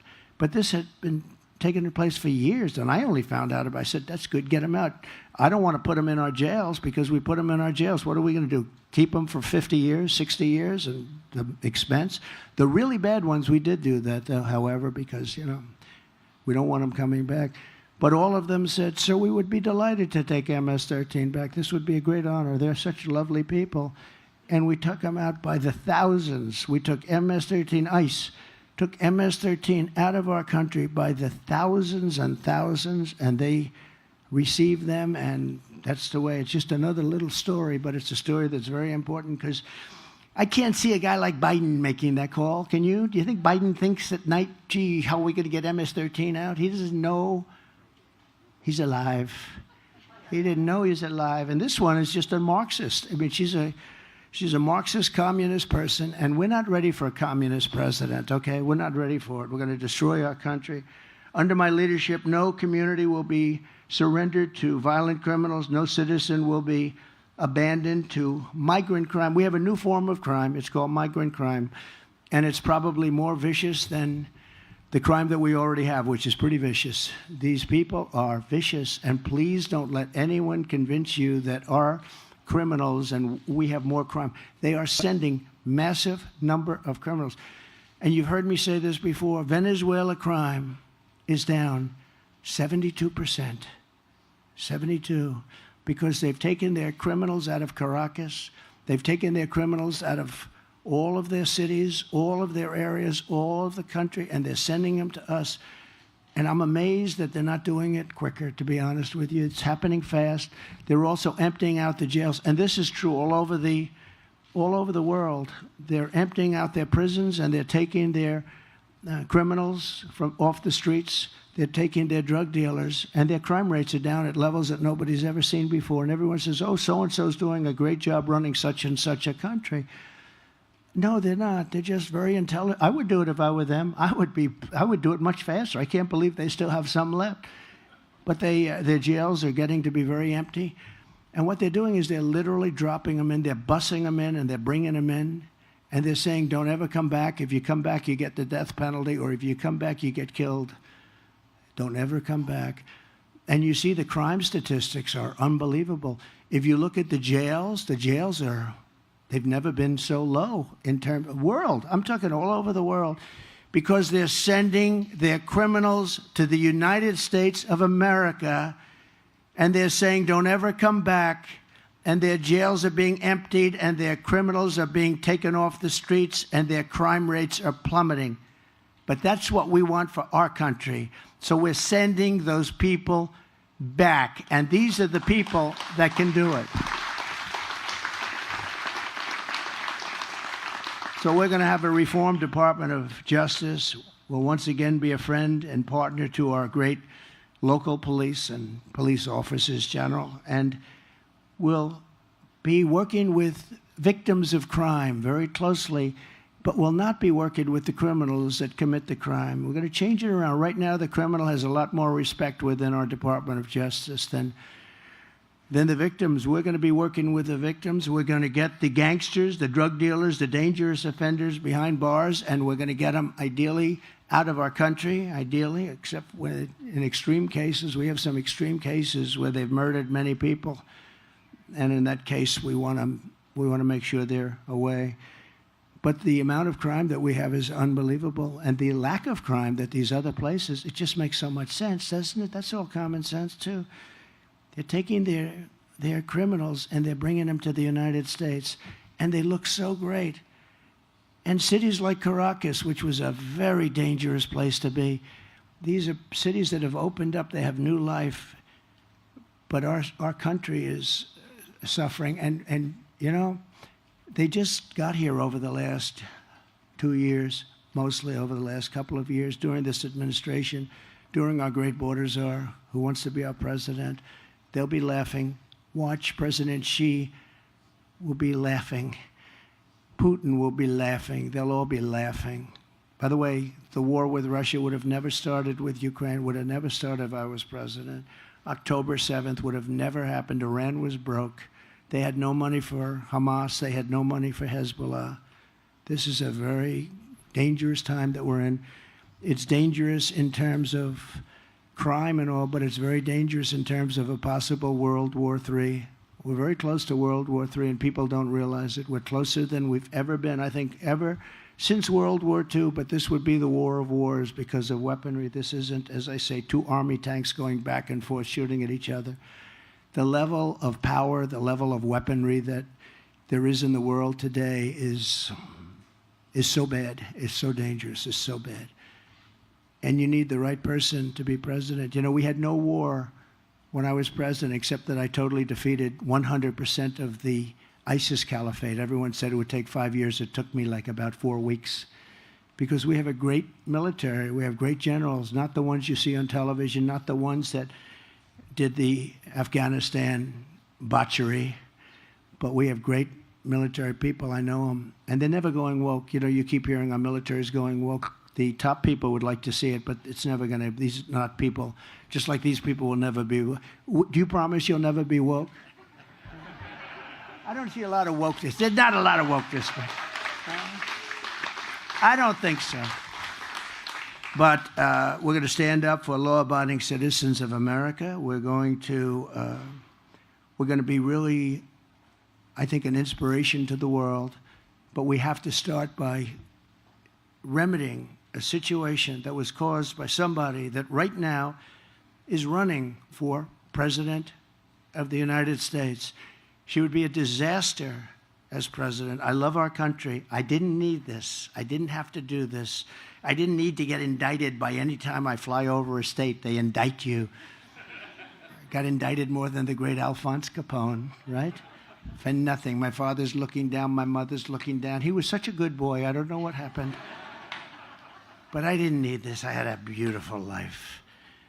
But to me, I wouldn't change it for the world because we're going to take this country, we're going to make it safe again, and we're going to make America great again. And I want to thank everybody for being here, and God bless you all. Thank you. Thank you very much.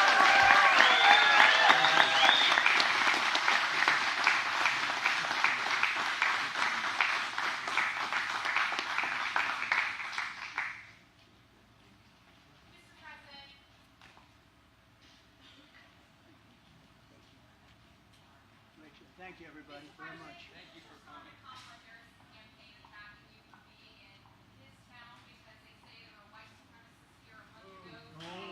They're Democrats. Who was here in 2021? Joe Biden. Thank you. Thank you, everybody.